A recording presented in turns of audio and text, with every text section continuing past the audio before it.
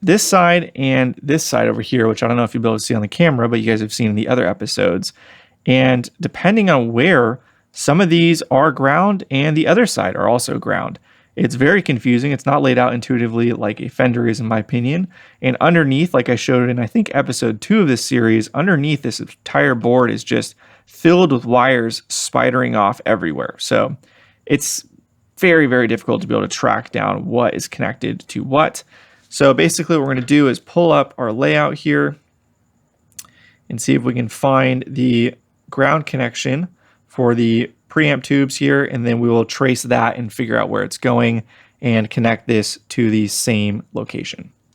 So we've got the layout that I've pointed out earlier before with all of my sporadic notes on it. So we're going to go ahead and look at the preamp tubes. Here's V1 and V2, and we're going to find the ground connection here. So we can see that off of pin 4 of V1, we have a connection to ground, which I've already confirmed does exist on this amplifier. And from there, that goes over to, looks like 32 right here. And that is a connection for a 1 meg resistor.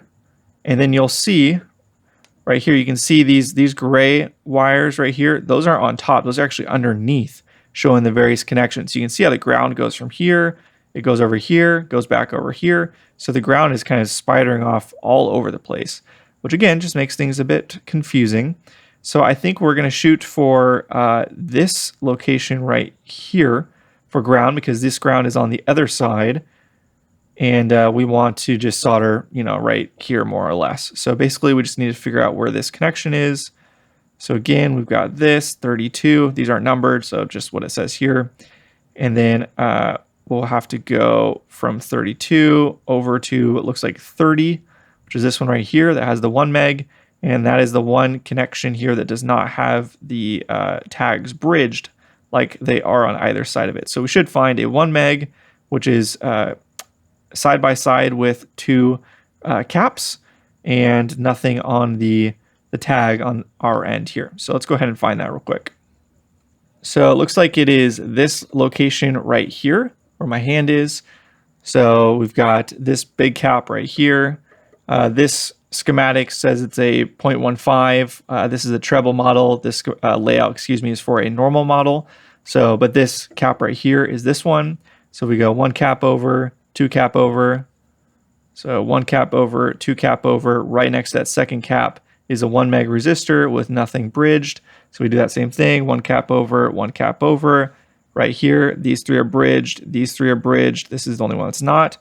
So that is our junction point right where my thumb is. So that's where we're going to connect the black wire, and yeah, we should be good to go. All right, let's go ahead and solder this connection.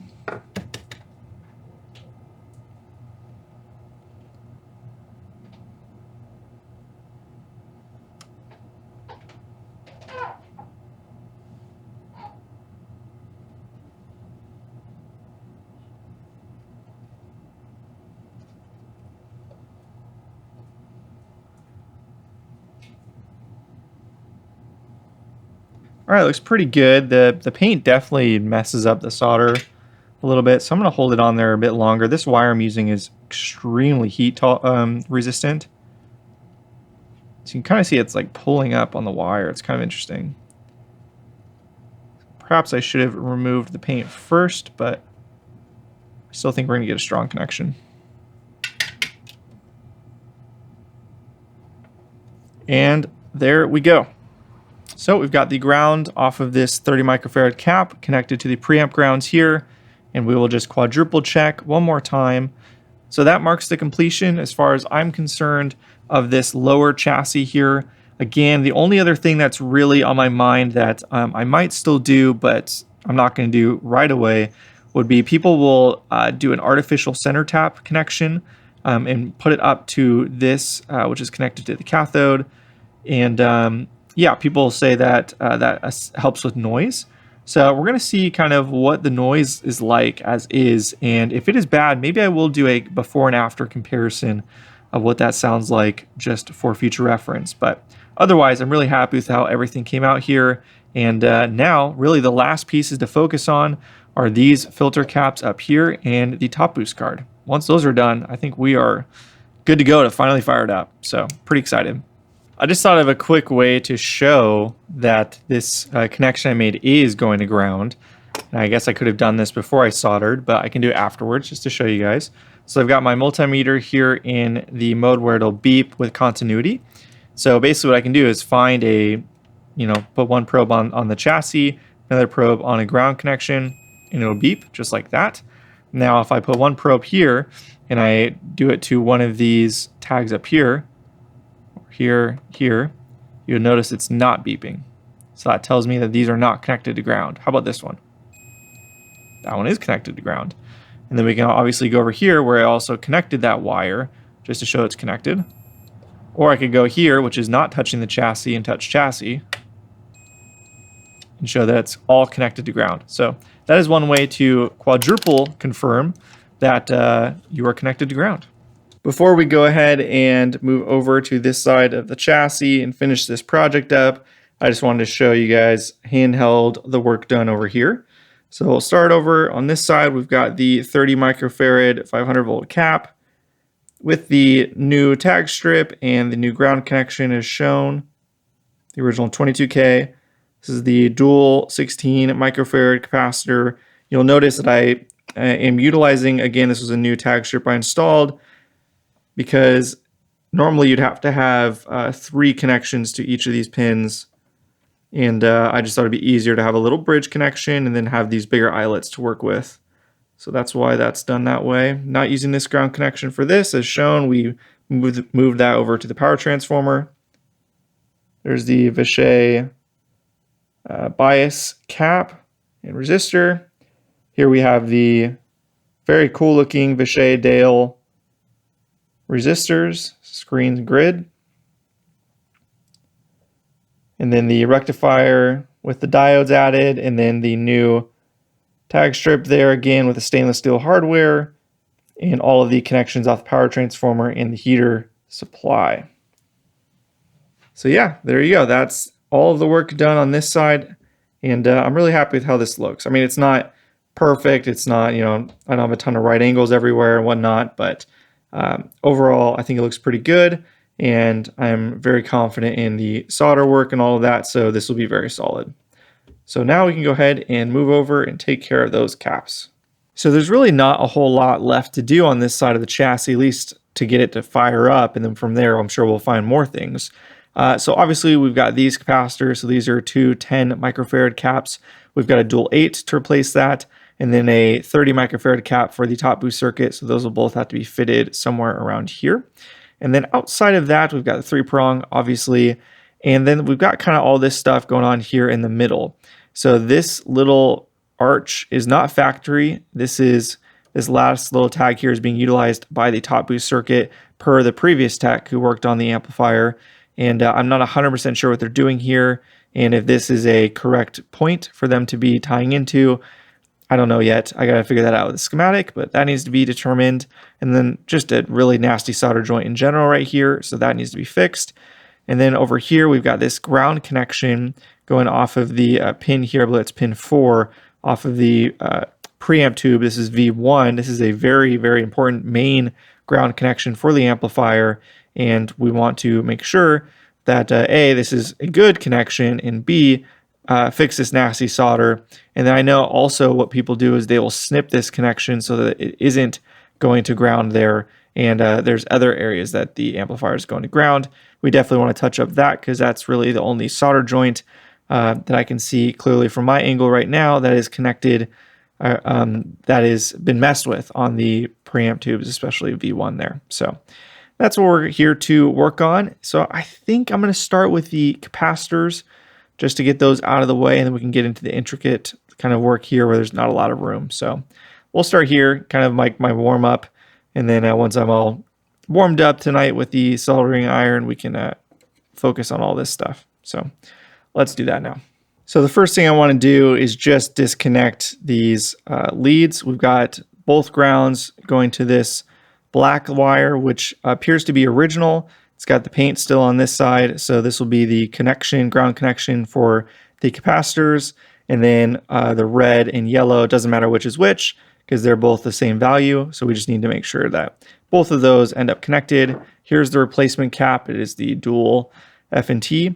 Now it's gonna be interesting how I'm gonna connect, these wires to this. So I'm gonna figure out what that looks like. That's probably the hardest part of this. But for now, let's just go ahead and desolder what we can. We'll probably have to snip as well, but let's just see what's going on with this, nasty mess right here.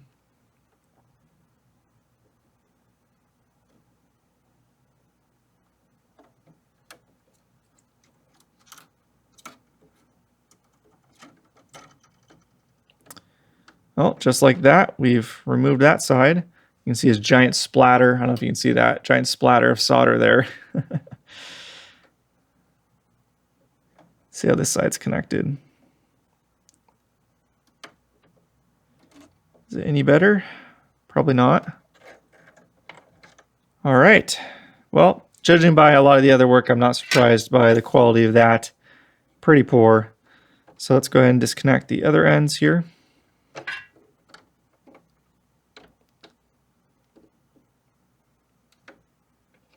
It's like this side was done better.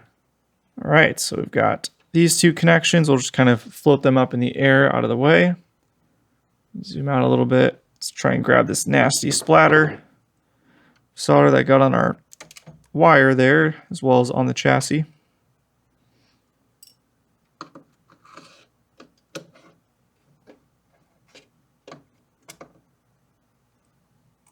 So let's inspect our leads, see what we're working with. Yeah, it does not look great. Let's try and get some desolder braid going here and clean these up a little bit.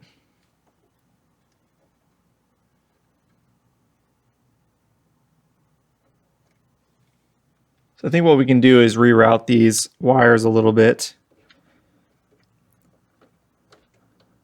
which will help us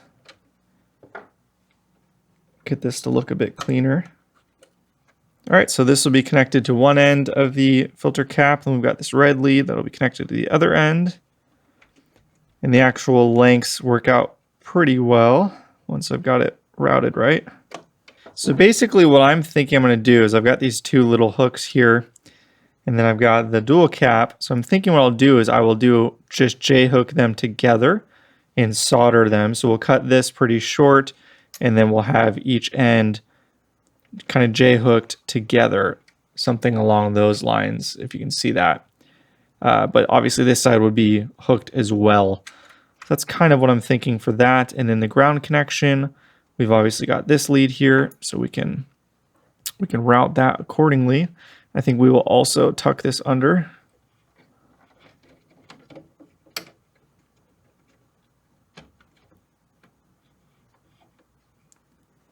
And this shielding is pretty fried. So I'm just kind of trimming off the areas that's already peeling off, but it's already pretty bad. And then this one, in theory, we might be able to just connect both filter caps to this same connection point, or we have the option of, so it's going to this right here, which is ground, and then this one next to it is tied together, so we can connect to that open one with the other ground connection of the filter cap, and that would serve the same role. In addition, we could also use this ground connection here, but I think I would rather keep it all together on that same point. So even though I have the tag there, I think I'm just going to leave that empty and open for right now. So let's think how we want to do that. So potentially we could join these with this all together. It's kind of what I'm thinking. And that's very fragile. You saw that just snapped on me. That's okay. Might actually be better,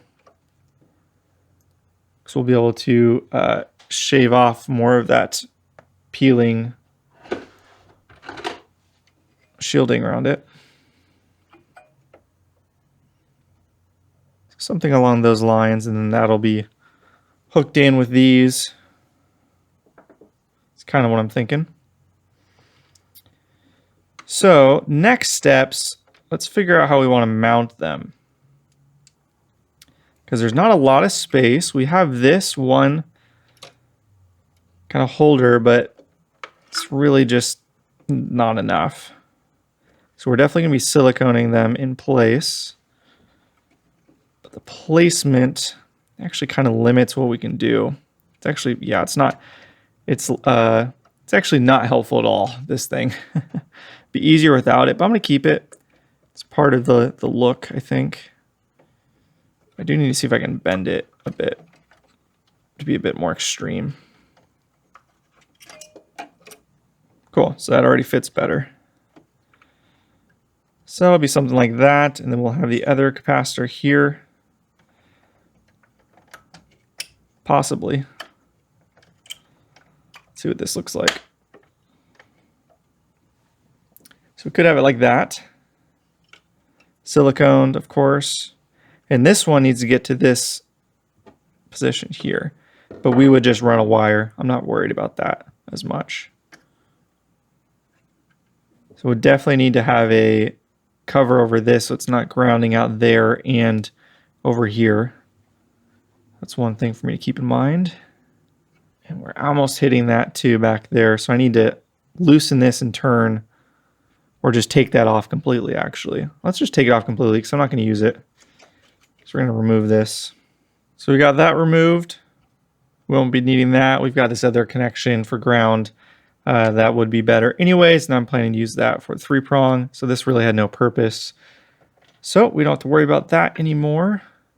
Gives us a little bit more head, not a lot, but a little bit more headroom, just to make sure that this end is not grounding out on anything when we're having this set up.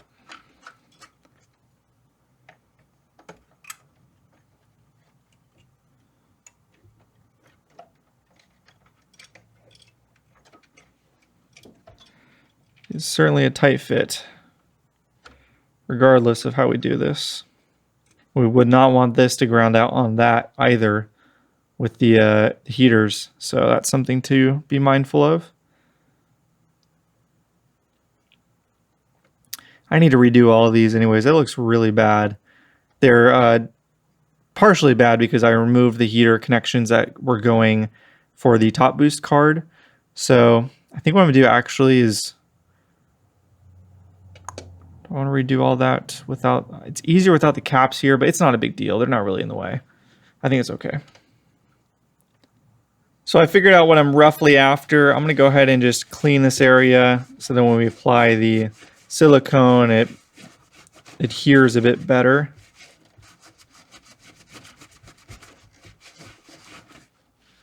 Lots of grime there, just to be expected. Doesn't really bother me, to be honest, but I'm just trying to make things a bit cleaner.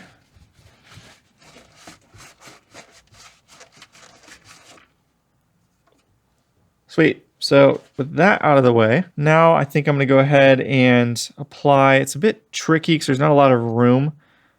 So I'm going to apply some silicone on the bottom of this dual 8. And then once that's in, we'll apply some silicone on the side, and then we'll apply silicone to the bottom of the 30, and then kind of join them together. That's what I'm thinking. We'll see how that works out in practice.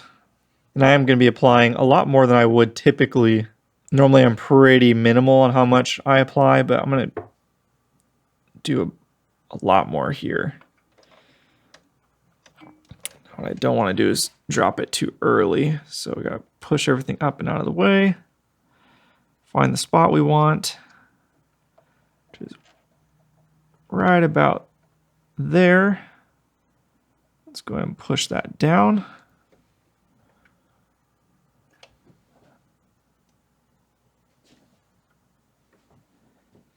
Sweet, that looks great. Now we can apply a lot more to the side here. Again, we're applying a lot more than I ever typically would. Carefully squeeze this in without getting silicone everywhere.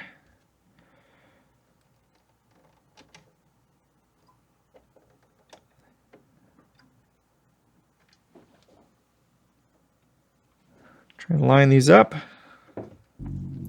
All right, I'm pretty happy with how that came out. Looks pretty clean, and that's definitely going to hold it really well. So I don't really have to worry about that side of things. I'm gonna let it sit for a little bit, and then we'll go ahead and do these connections just because they're a solid lead, and I don't want to, it's gonna move things around if I do it too quickly. So we'll come back to this in a minute. So actually, while the silicone is drying here, we're gonna shift our attention back over to this side of the amp. We're gonna address whatever this nasty solder joint is, figure out what's going on under there. Same with here, clean those up, and then once I do that, I'll have a bit more information on what's going on there, and we can make a decision as far as changing anything if needed.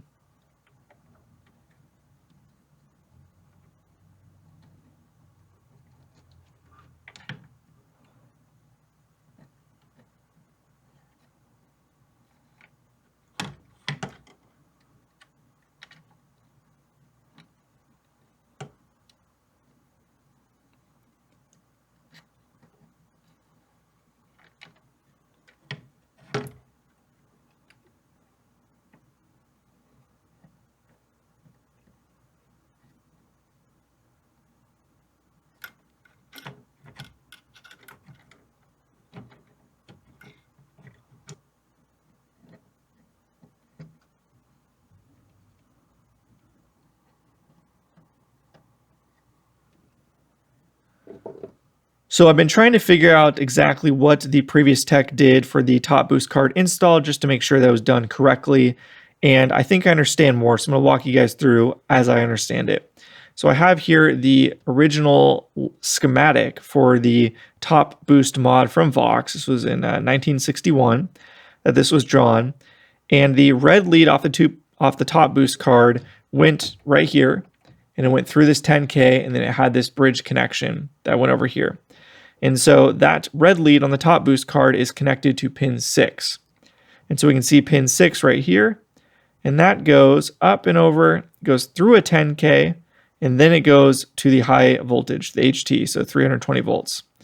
Now, that makes perfect sense to me because this, we obviously have a 10K resistor, so the pin 6 off of the 12AX7 in the top boost card goes here through the 10K, and then they had a bridge, they had a wire connection going from here to here, and then this yellow lead I traced, and it actually goes back into the grommet to the underside, and it goes over here to where all of the 100 ohm resistors would have been. In this case, now they're 470 ohm off that tag board there. So that makes perfect sense to me. I think that's correct. So we're going to replicate that because I think it's smart. This is actually normally unused, so it's smart actually to utilize this. Yeah, so we're going to go ahead and just do a new connection going from there to there. I've got some yellow matching wire, so all of the wire will be yellow going into there, and we should be good to go.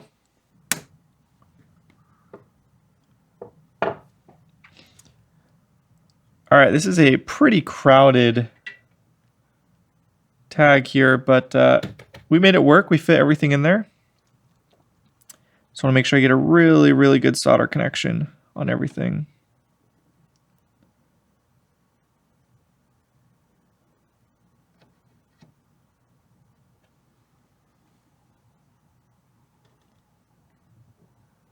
And that does look good, so I'm happy about that. Just let the solder flow one more time just to get a bit more of a pool on the bottom here.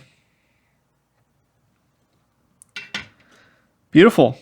Cool. I'm really happy with that. So once again, we will have the top boost card connected here. Bend this down a little bit. And we should be good to go there. So now we can shift our attention back over to the filter caps that, yeah, now they look to be solid and glued in place. So we should be good to go. Almost forgot to try and clean this area up. So let's just flow the solder and see what we're looking at down here.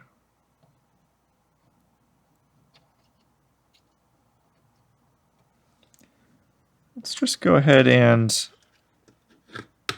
get the solder sucker out.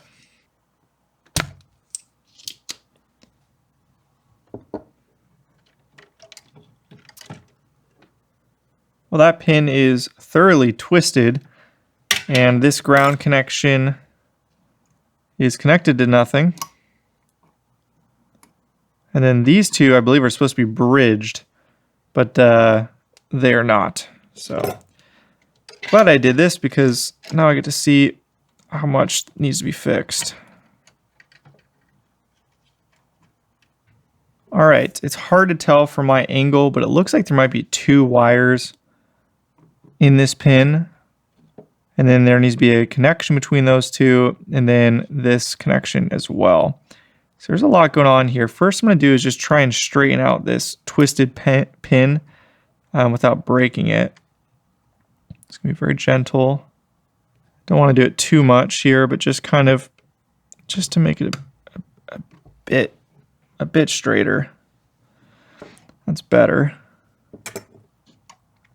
Then we have this connection, this ground connection, and a little tab here off of this little bolt, and this looks pretty bad. It's got a blob there, and I can see somebody looks like tried to touch it up or something and burnt this wire. So I'm gonna see if I can improve on that. Very little space, so I understand why they ran into that issue, but let's see if we can fix that up. So I'm unfortunately just completely unable to get rid of all of the solder on that eyelet there. It just can't get it hot enough. But what I can do, now that I've removed the lead, is put it in through the hole, which should be there somewhere. And if I can fish it through, we'll have a much better connection than what was there before. Just a little bit in the dark about where it is because I can't see it. But there we go. I got it through. So now with that, I'm going to make this connection one more time. And then I will resolder both sides, obviously. But first, I just want to get this dialed in. All right, there we go. We got that connection looking good. So now all we have to do is solder in this pin, and then I will resolder the other side, and we should be good to go. Beautiful. Now let's go ahead and get this back side.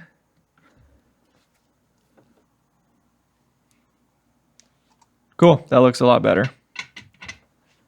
Okay, that covers all of that. Let me go ahead and just snip the excess leads a little bit. So with that, we've got the ground connection redone, nice and solid, and then we've got those 2 pins bridged really well again with a new fresh wire. So happy about that. Now we can shift over to the electrolytics.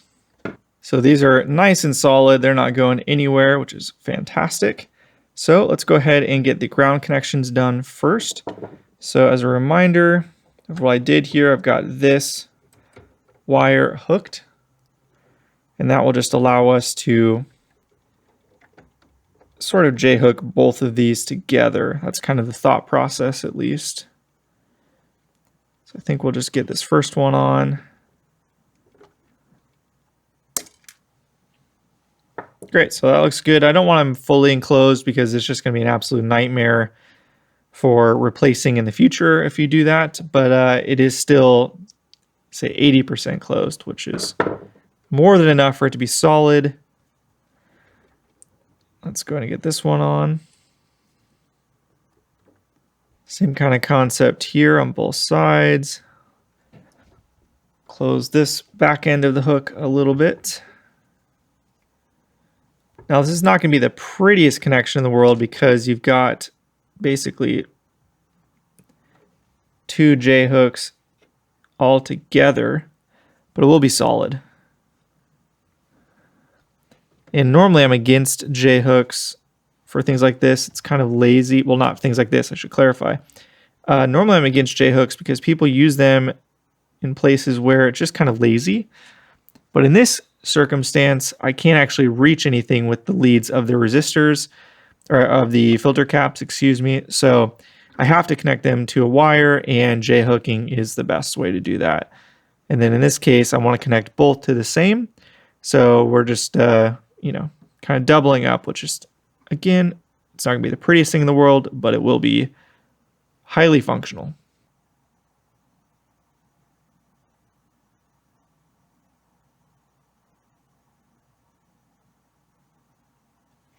Now I don't want to add too much solder because I want it to be visible on what I did. You know, instead of making just a giant ball of solder, I want somebody to be able to look at this and see, you know, what was done so that they can undo it if they need to. Of course, that's under the assumption I I die or something, because I have no intention of selling this amplifier. This was a dream amp of mine. But there you go. That looks pretty good. I feel really, really good about that.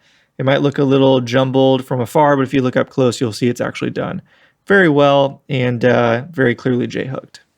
So with that, the ground connection out of the way, now we can go ahead and shift our focus to the positive leads.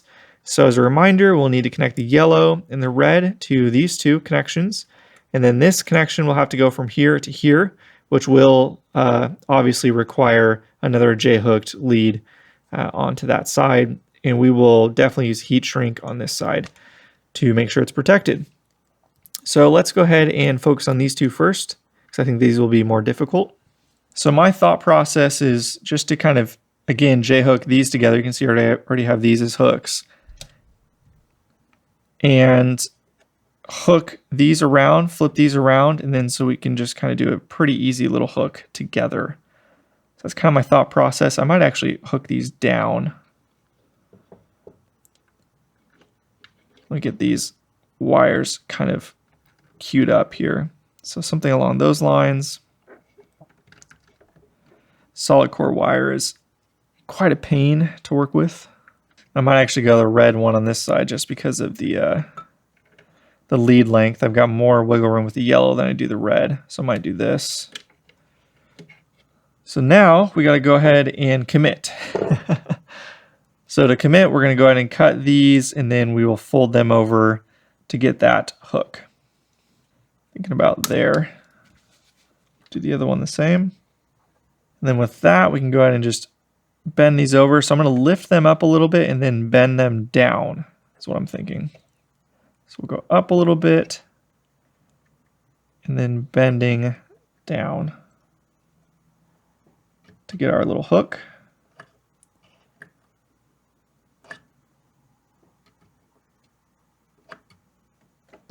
Same thing on this one. Bend up a little bit.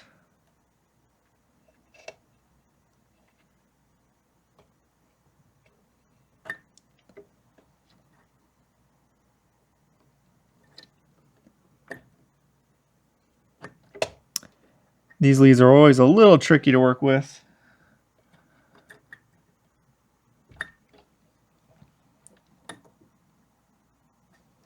But I'm pretty happy with that.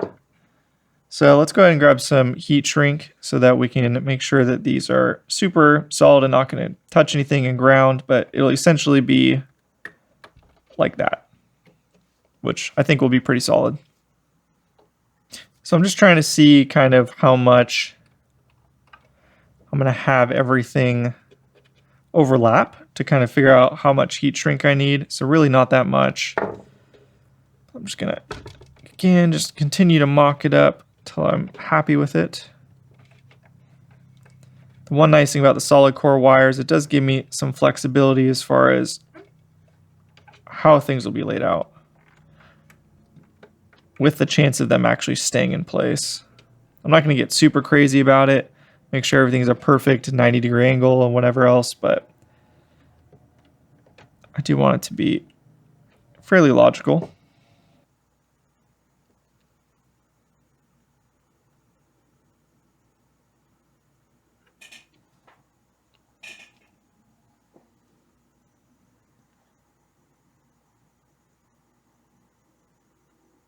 Just like before, I don't feel like we got to add a crazy amount of solder. Just want to make sure it's a really solid connection, which it is mechanically, and then now it is with solder.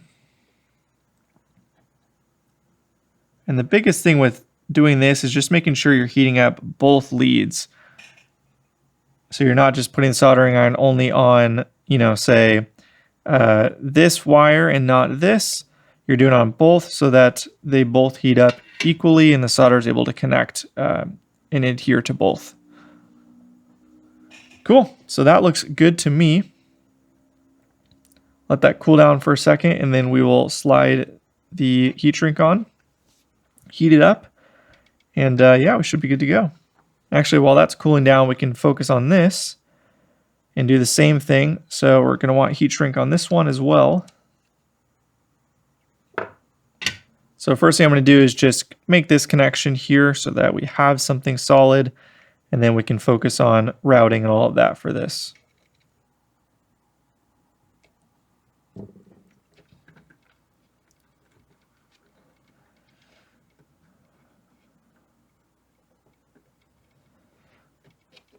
All right, so there is our mock-up. Now let's go ahead and figure out how long of heat shrink we need.